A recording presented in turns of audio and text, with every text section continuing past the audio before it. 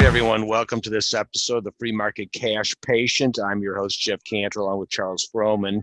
We are sponsored by the Freedom Hub and the Marketplace for Health, Wealth, and Freedom, which is where all of the disruptors are hanging out. So we certainly welcome you to be a part of it. We are recording all of these, but before we get into any of that side, let's mention the fact that there might be a little problem in the healthcare world, and it's a biggie. And it's becoming more and more obvious. And so this is a part of our mission, is for people to not only understand what's going on out there, what's affecting your health, but also how you can liberate yourself from the stranglehold that it's tied to. And in that regard, we're definitely capitalizing on an award-winning app that allows you to connect directly to doctors and see them advertising pricing and stuff. And we've set up a special site for you to come take a look and learn about it. So please do. And then again, you do want to visit the main site. So let's take a quick diversion there before we dig in for today. And when you come over there, this is the homepage. There's a lot of great things to check out. We're going to want to talk a little bit about the revolution in healthcare first, so we just mentioned. So we have that under the health area here, the first tab. And here's that page we set up for sure. But then also, if you get onto this main page and you hover over here where it says webinars, that's how you kind of focus in on the things we're doing now. So we're going to have a page you land on, some good general info, a breakout on who the guests are for the shows. One that was earlier today, the one we're at right now, we'll come back to this. We do a financial one on Thursdays. But most importantly, we are on all of these various channels down here, as you can see. And so we would encourage you to check out whichever ones you prefer. But if possible, click on all of them and become a subscriber. We love the extra traffic. Now, importantly, after we have these webinars, it's still kind of an ongoing situation. So we then can allow you to then hover and go to the continuing the conversation. And here you can connect with the various speakers and their causes and try to help further the moving that ball down the field for sure. Because it's sadly all this stuff is typically still in play. And it's important that you kind of help make things better. We do have a lot of people trying to fight for us under the freedom side or fighting for freedom. These are some of the various issues. And today may be another one to add to the mix here, where we need to petition or lobby for things to get done. Here's how you can contact people or sign on to a petition or whatever it may be. And we're also exposing you to all these various organizations that are participants in making things better. So as I indicated, when we go to this webinar page and we get to the bottom, there's all those various links. Let's just take a 2-second diversion here and you'll see we're up on some of these various channels. So again, whichever ones you prefer, and there are an awful lot to pick from, so you can certainly sift through some of these past ones. They're all quite good, to be sure, and also up on Rumble, which is a newer platform. But let's kind of start to show where this page comes in handy and how it pertains to what we're going to be talking about today. So Charles, if you would. I would and will. Jeff, thank you. And Thea, welcome back to your third presentation on the underappreciated safety risks of wireless electromagnetic frequency radiation exposure issues. That's a mouthful. I'm sure you'll simplify it for us. I guess you're back for a third time because this issue is going nowhere but up in people's concerns. And timed nicely, as happens a lot with us, we have a great opportunity to raise this issue's awareness because New Hampshire, an entire state, just passed a law demanding legitimate safety investigations into these faster downloads that so many folks want in the Internet of Things. And I think what has gotten more and more people concerned about this, I guess, are the ideas of deployment of cell towers near your house, and your children in your house and near your children's schools. People are a little bit wary about that, even if they want faster downloads and more communication among their things electronically in their house and businesses. And of course, Most of us following COVID know that earlier this year, there was some tie with 5G. Even in England, there were some saboteurs taking down towers for some of the telecom companies.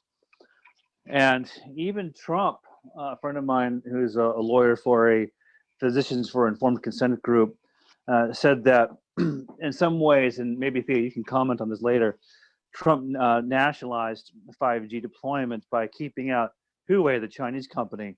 We can get into that in Q&A later. That's a bit more of an obscure topic. But there is a big lawsuit with the Federal Communications Commission, and oral arguments are scheduled next month.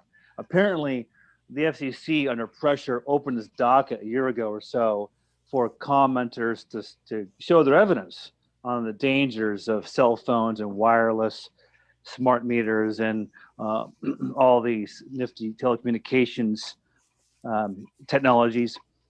But then FCC ignored all the comments. So Bobby Kennedy's group and Thea's group, Environmental Health Trust, sued, and that lawsuit is going to oral arguments next month. So basically, we have a big court case. Next month, we have a state, New Hampshire, that finalized a report demanding better science. And so we have an opportunity this coming year to get more active, to have better technology, but one that isn't unsafe. So that's the intro, Jeff. Okay, pretty daunting situation for sure. So Theodora, I'm going to turn it over to you. You can bring your screen up and let's get informed. So our oral arguments, as you said, are scheduled for January 25th, and we're really excited that it's coming so soon. One of the reasons we wanted to move forward with a legal appeal as a legal action related to the issue of electromagnetic fields is because this would be a quicker way. There are other lawsuits moving forward. They often take years. I think it's over 13 cases which have been consolidated in the court for people who've developed brain tumors from cell phones, which they use to their head for many years heavily, which at this time would be normal use. Those cases have been winding through the courts for over a decade now. So legal appeal to the Federal Communications Commission was one avenue to address the issue, which is that the levels of radio frequency and non-ionizing electromagnetic radiation that we are exposed to are at levels which have been found to cause adverse effects in hundreds, thousands of research studies, published research studies, with cancer just being one aspect. Brain tumors, now there's research that's looking at thyroid cancer. There was a Yale study that found people who are genetically susceptible to, had certain genetic susceptibilities and use the phone more heavily, had a higher risk of thyroid cancer and that was funded by the American Cancer Society, who we would like to ask, and I have asked, and they haven't responded on this particular point, to put it on their website because they funded that study and it is not up right now. And there's also research showing DNA damage, memory and brain damage, sperm reproductive damage, damage to testes development. Also erectile dysfunction actually is connected with people who have a cell phone in their pants for longer than other people. Synergistic effects, the combined effect of the environmental exposures we're exposed to every day in combination with electromagnetic fields, which have been found to impact the blood-brain barrier. And that can allow the toxins that circulate in our brain, in our blood, to reach our brain easier. There's also increased headaches, rashes, oxidative stress, which can set us up for a myriad of illness, and impacts to bees and insects, as well as research showing injury to trees from radio frequency radiation from cell towers. So being that it is my third time, I know everyone has a bit of a background, but I wanted to go over that briefly. The New York State Commission on 5G and Environmental Effects was created because of a bill that was passed And they just finalized their final report, which was submitted to the governor and elected officials with 15 recommendations, which I'm going to summarize. They require setbacks. They don't require. They recommended that there be setbacks for new wireless antennas from your home to the installation, the tower, or the small cell. Wired networks instead of Wi-Fi in schools. That there be established radio frequency radiation free zones in commercial and public buildings like libraries, schools, government offices, and that the health agencies educate the public on minimizing radio frequency radiation with multimedia public service announcements. So that would be in TV and radio, so that especially children and pregnant women can be educated on how to reduce exposure, to keep the phone away from your head, to not carry your phone in your pocket, to use wired technology whenever possible. I'm using a wired computer right now. I have a wired phone that I use for the majority of my calls because I am privileged to be in an office. Right now I'm at home where I can do that. They also recommended that the pertinent agencies develop radio frequency radiation limits that would be protective of trees, plants, birds, insects, and pollinators. And this is a really important issue because the limits that we have are absolutely inadequate for humans. However, and we talk a lot about human health, which is of course important, but the environment is often overlooked. I mean, these were developed for people. No one thought about, well, how would a bee or an insect or a tree whose limbs will be overhanging the cell tower installation, how will they be affected?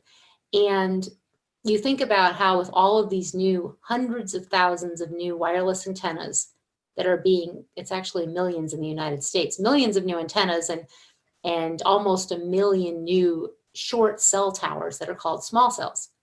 So you have all these trees, limbs that are going to be cut back, that are going to be right near the transmitting antennas, receiving the fields from the antennas. How will they be affected? And there is no environmental or agency in the US government that has a funded mandate to address this issue. So they also asked that the Federal Communications do an environmental impact statement, that 5G structures and wireless antennas be labeled, and that the radio frequency radiation be measured.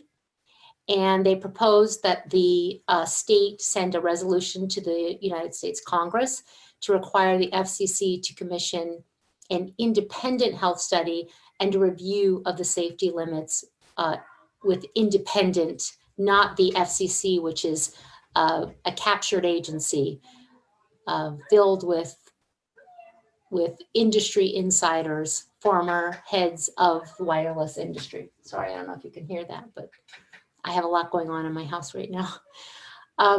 So I was privileged to be able to present to the New Hampshire Commission. Dr. Deborah Davis of Environmental Health Trust presented, as well as many scientific experts. The scientist who did the National Toxicology Program testified, and I'd like to point something out that they said. They specifically talked about how the effects to the mice and rats that the US government tested for $30 million, the largest animal study ever done on cell phone radiation, were not exposed to levels that the FCC would consider excessively heating the animals. And they still developed clear evidence of cancer and DNA damage, impacts to fetal birth weight, as well as several other rises in tumors in other organs.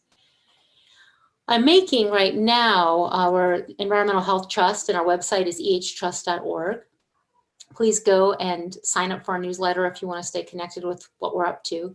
I'm putting together a fact sheet, and I just did a screen save of a part of it on what's happening around the world on the issue of 5G.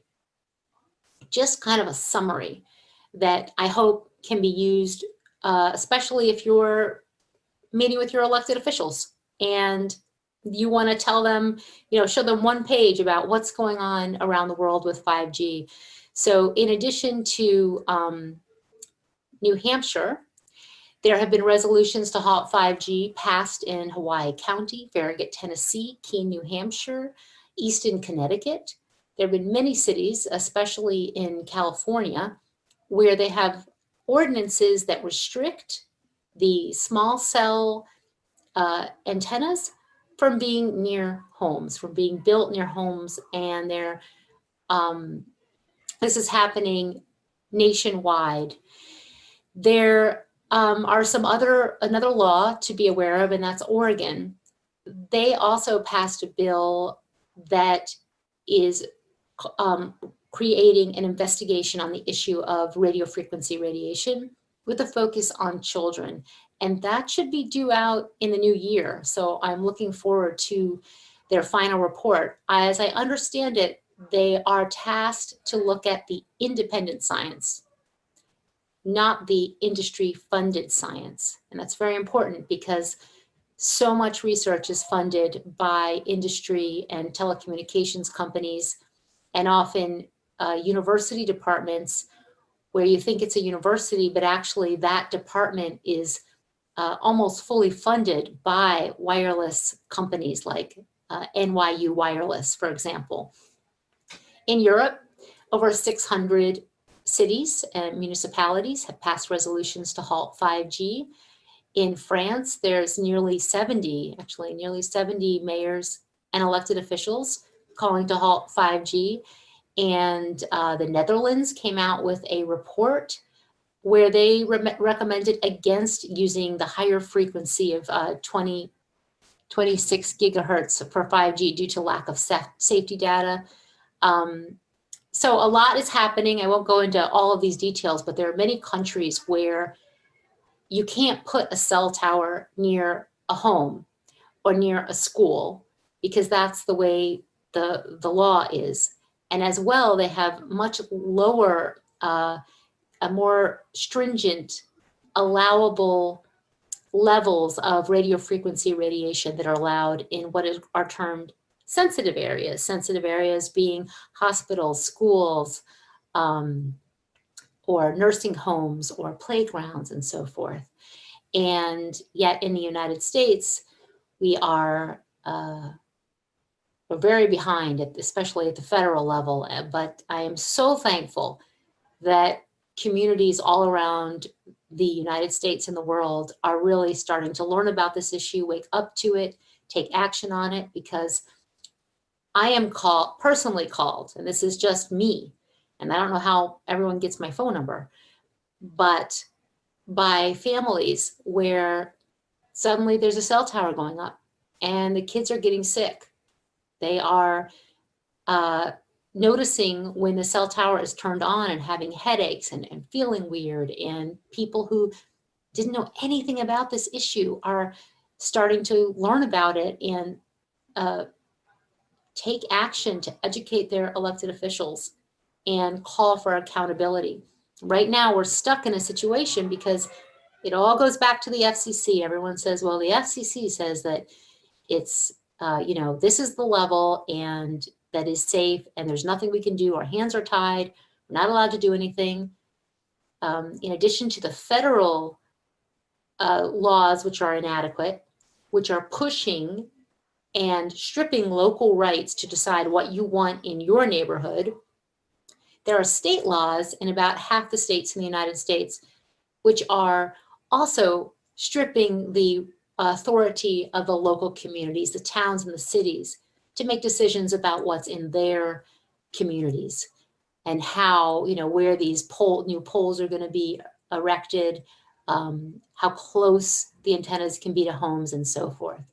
And just to show you the variety of what's happening in the world, this is the back of a bus in Cyprus where they actually have a public education campaign educating people about keeping the cell phones and wireless away from the children. And you can see on one side, I have the translation. This is the back of a bus. It says, "Don't irradiate me, learn how to protect me. This radiation is possibly carcinogenic." So we have a lot to learn from what's happening internationally. And, oh, I have this, which is just one of the many pictures of birds perching on antennas, which is a critical issue among, I mean, every aspect of this issue is urgent and important and requires our attention. Albert Manville was a lead at the U.S. Fish and Wildlife Service.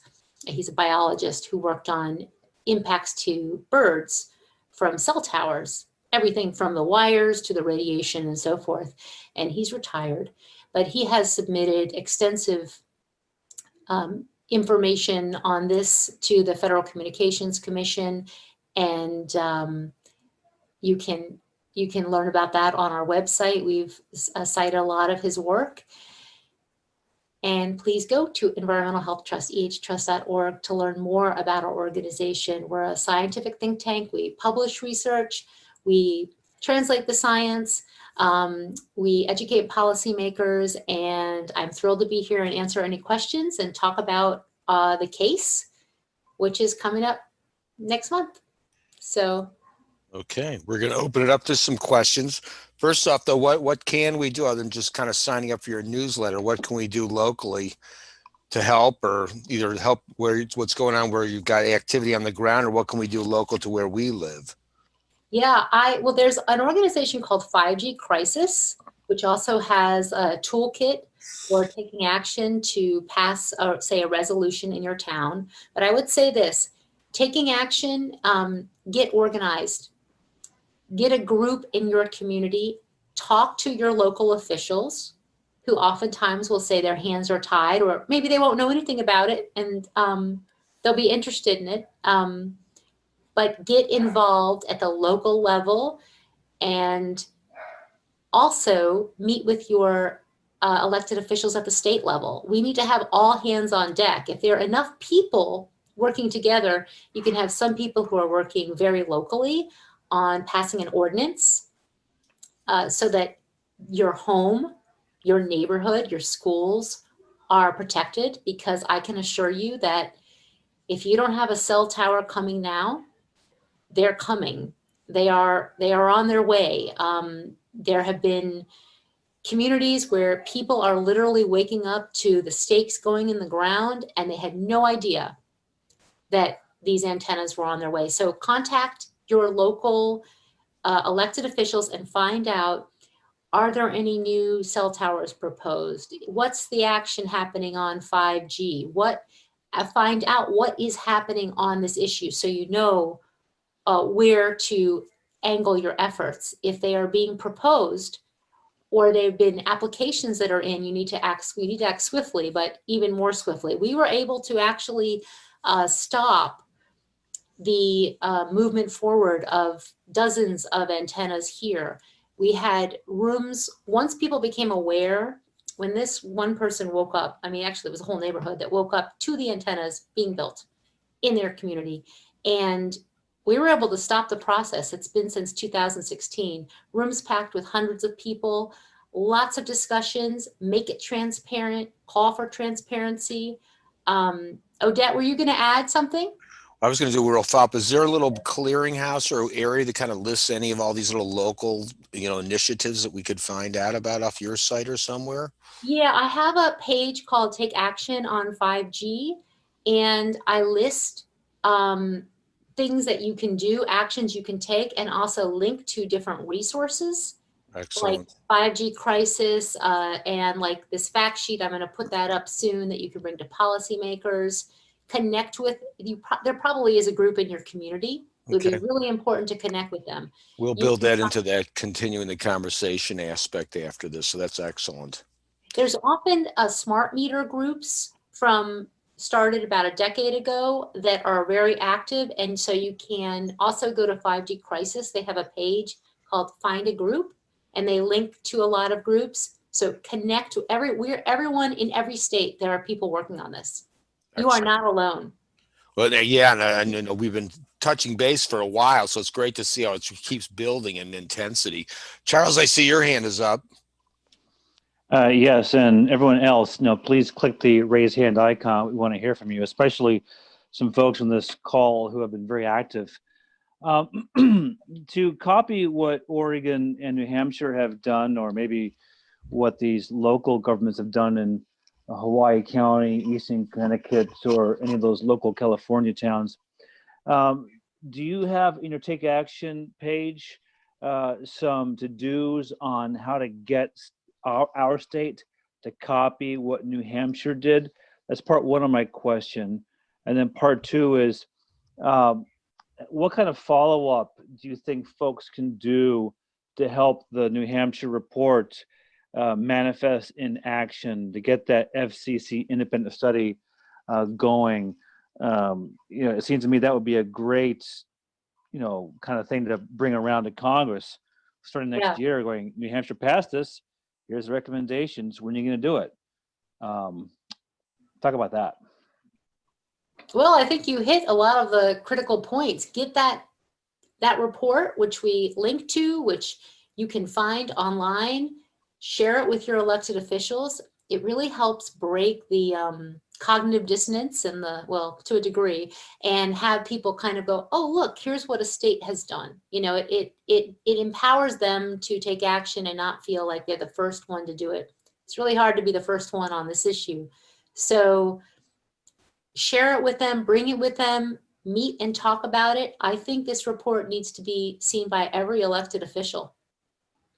And I mean, these 15 recommendations they are not in any particular, they are all critically important that they have put together. So absolutely. And Jeff, I wouldn't mind hearing from Melissa Chalmers. Remember, Odette's she here. presented last year, and Odette as well. Odette's got her hand up already, so let's grab her right quick. Hi. Great. Hi, Theodora. Hi, everyone. And Charlie, great presentation. I'm in New York City, and in New York City, they have approved the installation of 11,600 antennas on street poles and light poles. 11,600 without environmental review. And that does not even include all of the cell towers on top of people's heads, right on top of people's heads, on their rooftops. There are people who are calling me who are severely sick. One of whom is a very elderly woman, and they placed 3 antennas right on top of the rooftop where she lives, and she can't even sleep in her own apartment, and she's low income. And it's just it's terrible. People wake up in the morning or they go away on vacation, they come back and they see a 5G antenna right outside of their window. And the problem is that the antenna is directly line of sight with the window. And I've seen a website which counted as much as 50,000 watts streaming straight into the bedroom of these 2 children in California, and they got very sick. People are getting very sick, and they're leaving their places and trying to find a place that is safe.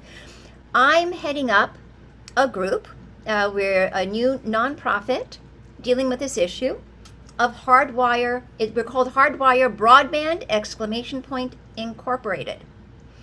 And our mission is to bring awareness to this 5G problem, having us be a resource for everyone, and also to come up with an alternative.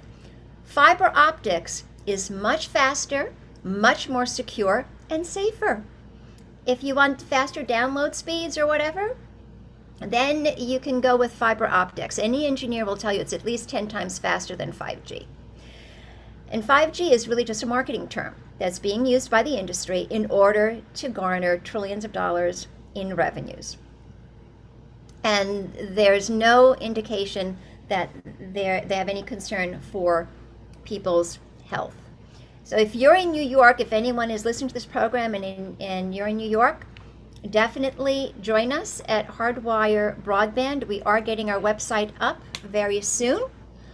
And then you can contact us, and it would be great to work with you because we do need to activate the New York legislature and officials and the public about this issue so that we can also support the work that Environment Health Trust is doing and that the Children's Health Defense is doing in Washington, D.C. Odette, I was going to say, in your infancy, what is kind of the reaction for consumers or people wanting to become a part of what you're doing here? They're very anxious to join us. I've been talking to a lot of students from different schools, and they're just hopping on this opportunity to make a difference. And I've been talking to other people, and they're connecting with others, and all of a sudden they realize they're becoming much more sensitized to the fact that this is a problem. And a lot of people are coming around. And I'm getting calls from New York City, or from residents in New York City who are waking up with a 5G antenna right outside their window. And where they've placed their life savings into their house. They just finished renovating their house a few years ago, and now they can't live in it. That's pretty intense. Didn't think about it from that perspective, but you're right. And who would want to buy it knowing that's almost like finding out the house is haunted? Who would want it? Yeah, I was just going to say, to shift gears for a quick second before we get some other hands up. Dr. Campbell, I see you hiding out in the corner over there, and you're in kind of a more like regular conventional doctor's world, as it were. Have you seen or encountered anything related to these issues? Hospitals, Jeff, in the hospital.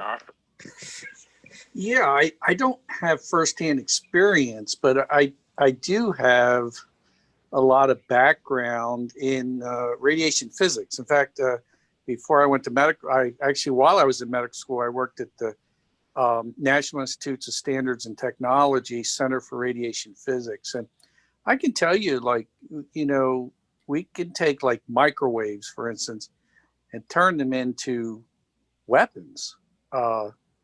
In fact, there's a lot of research in that. And, I've always wondered about, low levels of cell phone use and wireless technology is one thing, but man, the world is going wireless. And I just have to think that the big money behind it is distorting the messaging of what the real health effect is. So that's why I like coming on to these seminars, because I find it harder and harder to find the real truth on anything. And I find you guys find the right people who really know the story. So I'm here to learn, and I appreciate all the work you guys are doing. Appreciate that. Theodora, why don't you mention for a minute about those areas in the country where there is no activity, where people actually go to move and escape? Not everybody even understands that those types of places exist for someone to get away to. Well, there's fewer and fewer places where you can go. Green Bank is a place where people go, and if it works for them, it can be a place where their body can heal, because there's a telescope there and they don't have cell towers within a certain radius. Unfortunately, more and more people might have cordless phones or some other devices, but there's not cell towers blanketing the area. So there needs to be, I know in France, they actually are looking into having zones that are radiation free, and there are, it's just going to be harder and harder to do that with 5G. And speaking of hospitals, 5G, which is the 5th generation wireless, which will be a different kind of technology, both using everything we have now, the frequencies we have now, and then new technologies coming on with beamforming and other ways that the higher data rates and pulses coming off. And then there are satellites, which are going to make it very hard to find a safe place, which is why this issue is, I think, should really be top of mind Satellites are coming too. Yeah, who's launching those? Because I know that there's SpaceX or a number of them have already started to launch bunches of those satellites. Yes, and I'll put in, there's a couple initiatives moving forward, petitions you can sign and ways you can get involved on the satellite issue. I'll put it in the chat. I'm putting some things in the chat you can grab, some resources. Excellent. And also how FCC is a captured agency, if you're interested in those industry connections. And there's a Harvard report called Captured Agency about how the telecommunications industry is unduly influencing the FCC as well as Congress, and they document the money. The book is about a few years old now, and I'd love to see it updated because I'm sure the numbers are even higher. Charles, I see you've got your hand again there. Yes, if Thea or Odette could comment on Dr. Campbell's concern that these microwave things can be weaponized. And then also I would invite Melissa Chalmers to comment, since she was our original 5G presenter over a year and a half ago.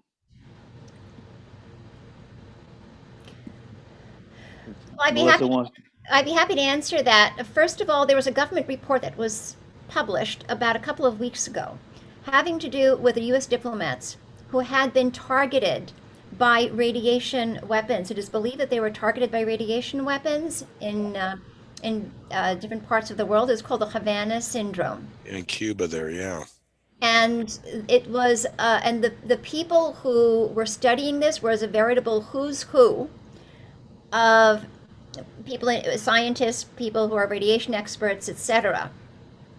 And they did talk about these kinds of beam-forming weapons that are used where their symptoms were very similar to the symptoms that are typical of exposure to radiation levels, to RF radiation. And then there's also the issue that the US military is already using 5G as a beamforming weapon in a program called active denial. And it's used for crowd control. And apparently it heats up the skin enough so that it feels like your skin is burning. So these are already being used as weapons.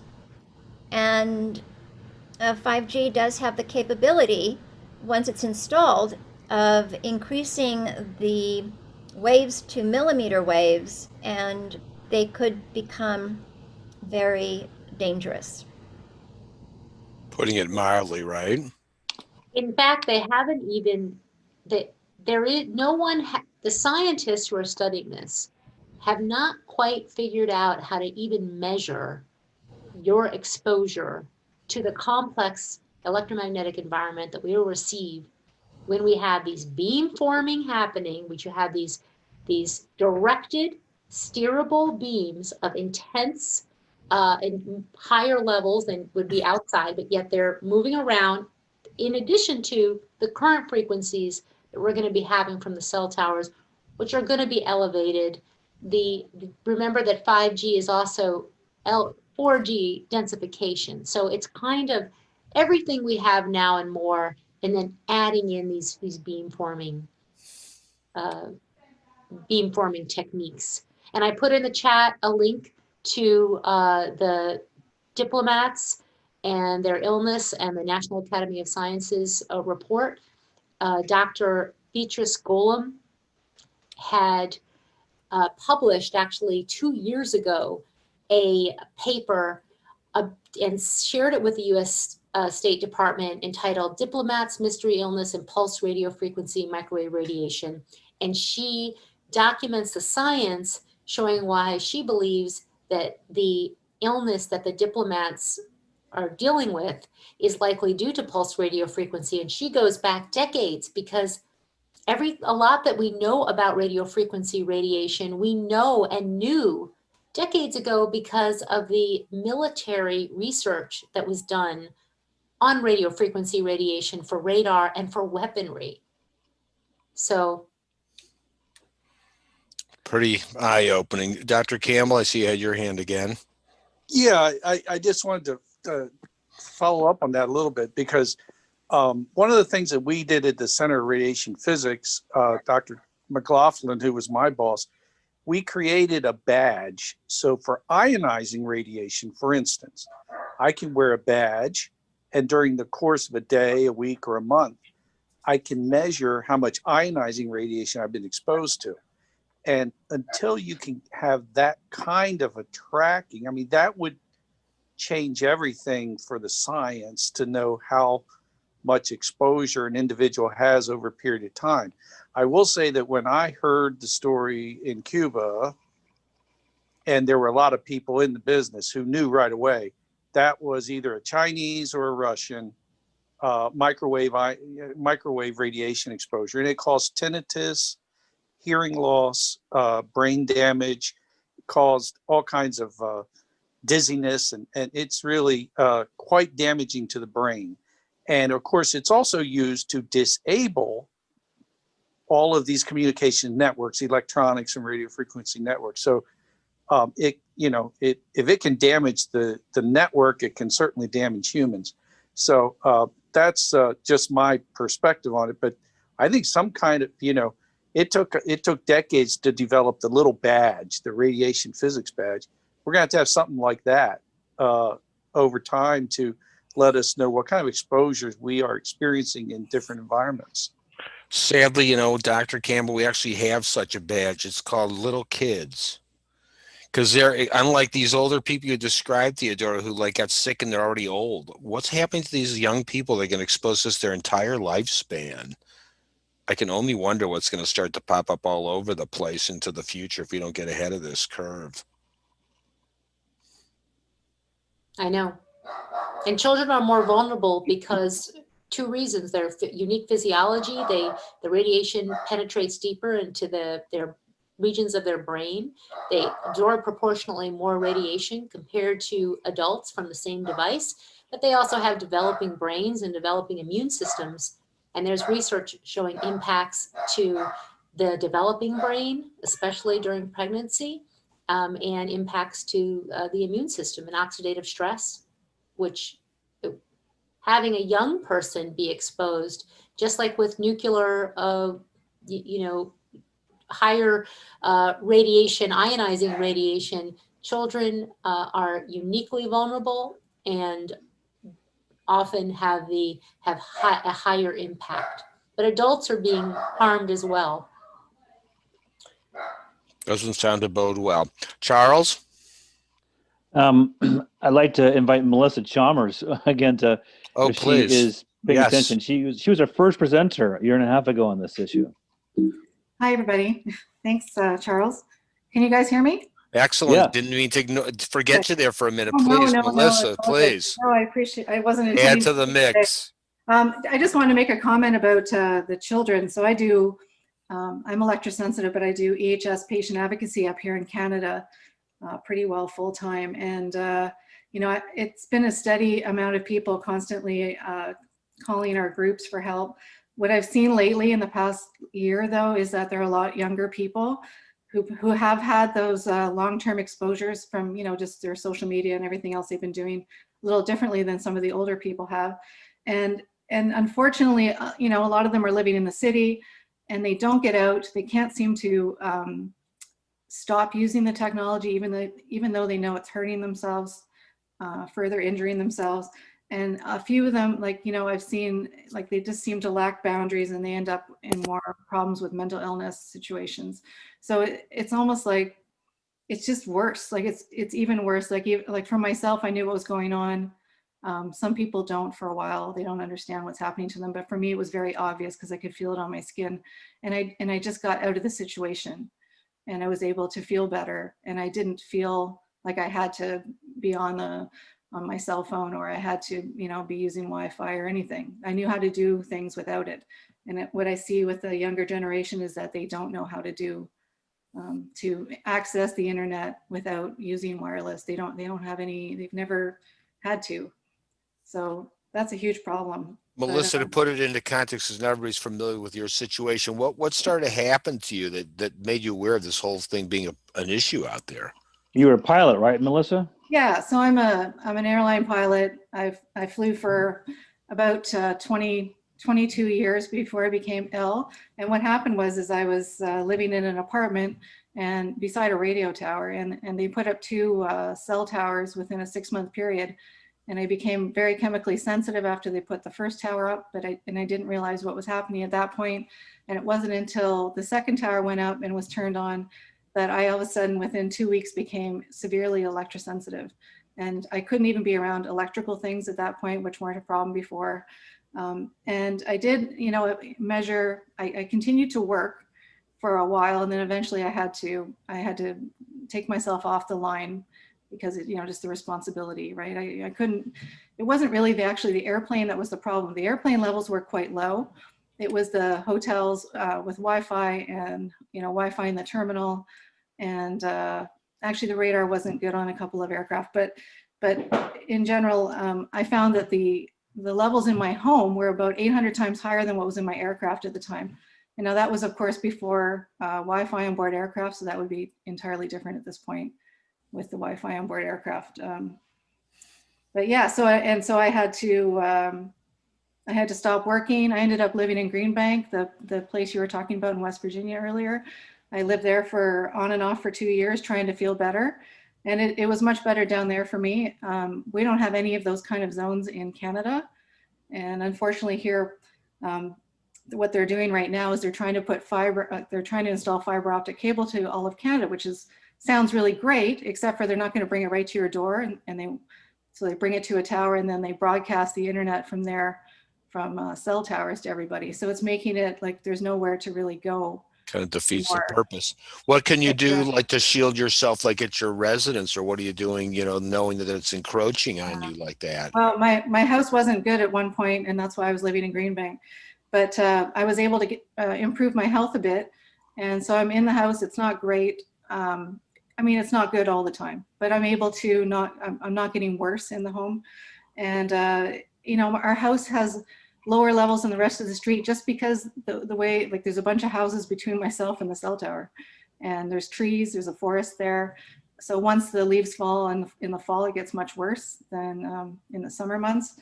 And I just spend as much time working on my health and being outside where I can be. We live beside a conservation area, so I spend a lot of time there.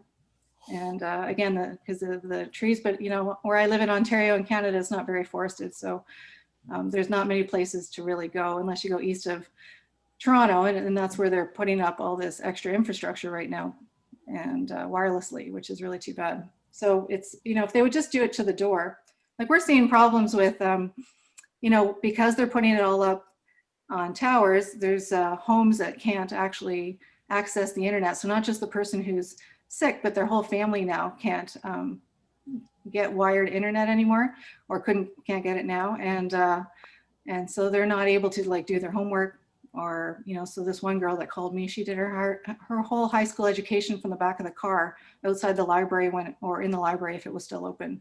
And so we're seeing situations like that, which could be totally avoided if they just wired the internet to the door. Charles? Jeff, I'd invite Jim Graypeck to comment on this. He's always involved in these controversial issues, maybe the connection with COVID.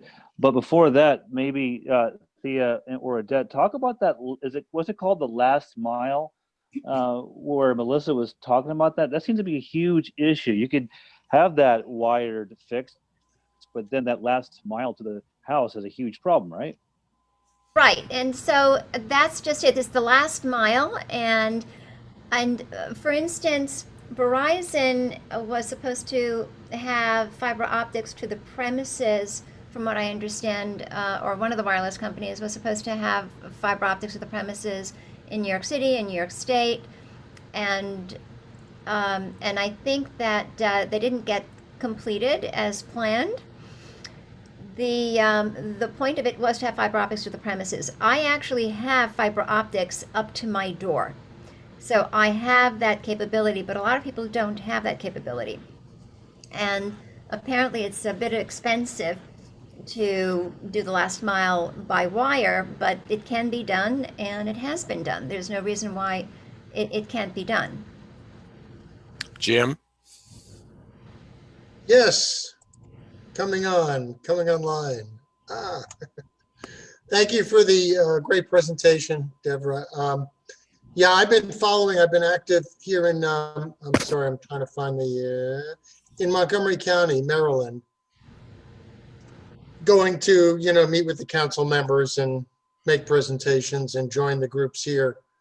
And I've been following this issue and being an advocate for many years. At this point, to me, I think the work is great. I'm glad that maybe the Supreme Court will finally, clear this up. I'm hoping all these people will be in jail at this time next year. Of course, related to COVID, it's not just the, there's been so much corruption in every industry. I mean, really just across the board. We're not getting the information we need. We're being lied to, and it's affecting all of us, our kids. And I think it's time. Look, either we have to stand up. Literally, maybe it'll come to physical force. I don't know, or what they're doing, tearing down these towers ourselves. As vigilantes or something, or we're toast. That's basically it. But I think a lot of it is picturing that better future. Literally. Because I believe my physics background and so forth, that there are multiple timelines. And if we can really feel all of this going away, what it would be like to live in that better world, wired world, whatever it might be, we can kind of move to that without having to pay attention to too many details. But in the meantime, we do need to act. We do need to take steps, and following your organization and others and contributing and doing these, and in healthcare, the vaccines, the 5G, we heard that, I don't know if you talked to the cruise ships that the people got sick on, the original with the COVID, they were 5G. We had in Wuhan, the hospital where people apparently were the sickest or died, 5G, and the idea that it reacts with hemoglobin in the blood, these specific frequencies. Everyone needs to be aware of this, and everyone needs to, just like the Nike commercial, say no. That's my comment, I suppose. No, it's a valid one, and it's a concern. The thing of it is, like that last mile, of course, you can appreciate, how cheap it is to come to one tower, and then I can broadcast like hundreds of homes rather than put wiring to hundreds of homes. But you can sort of force that ultimately to be done right. But what do you do about those satellites? Well, it's the same They're thing. raining down on everybody. You can't go do vigilante and take that thing down or whatever. No, you got to shut the companies down. I mean, we've got to get, the either self-governance, or we need to put the people in office.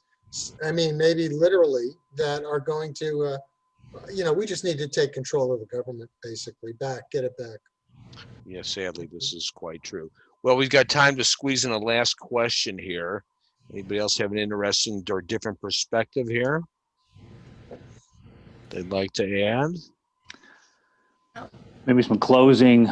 Yeah, why don't you, exactly, Theodora, why don't you give us some closing comments? We're definitely going to put a bunch of this up. I've been communicating with Jane as far as up on our continuing the conversation area. So we're going to pepper that pretty thoroughly with all of this stuff, because it's important big time. Great. This is one, like you said, this is one you can't escape. I can ignore this, that, or whatever, but you can't escape this. Right. Yeah.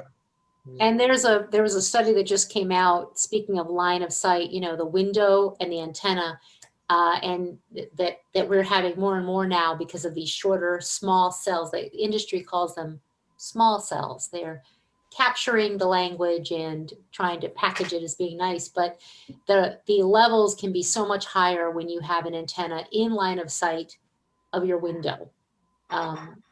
So that is an important piece. But I wanted to add something that we're doing. I put in the chat our Safe Tech Challenge, just kind of jumping away from policy and science into how do we shift our lifestyle? How do we educate young people? So our Safe Tech Challenge is to just we want people to just show how they use safe tech. How do you, like, right now I have, two kids, and they have hardwired phones.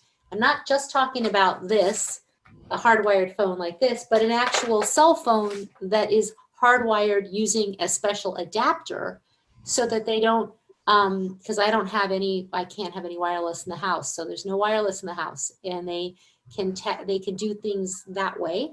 And then they can use their computer with the adapter. So it's like showing how to do these things is so important, because it seems foreign when you first hear about it. I know me, I was like, wait, a wire? What are you, like, whoa. It was like, I couldn't even fathom it. I just didn't even, it took a while to wrap my mind around. So anyway, we're trying to start getting people to show how they use safe tech, however they do it. It's a journey. Some people you take steps, you fix this, then you do that. It's okay, tonight I'm not sleeping with the phone under my head.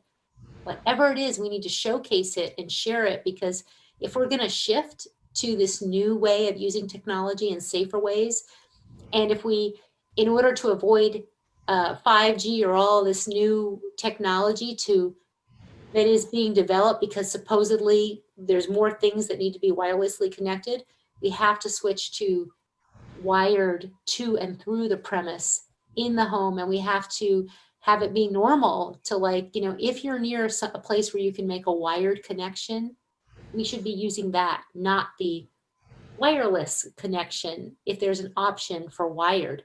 But many people don't have that option. So anyway, I just take a look at that. If you're interested, you can see there's some examples up, and we'll be putting more up. No, that's a good thing, because you're giving people immediate practical solutions that they can engage in. Because until you get everyone just kind of saying, yeah, I can go wired, why do I need to? Then the industry will give up on it. So that's great. Appreciate you doing this with us tonight again. Thank you. And thanks to everyone on the call. And Odette, great to see you again. And Melissa, hello again. And thank you for having this issue be an important one to address.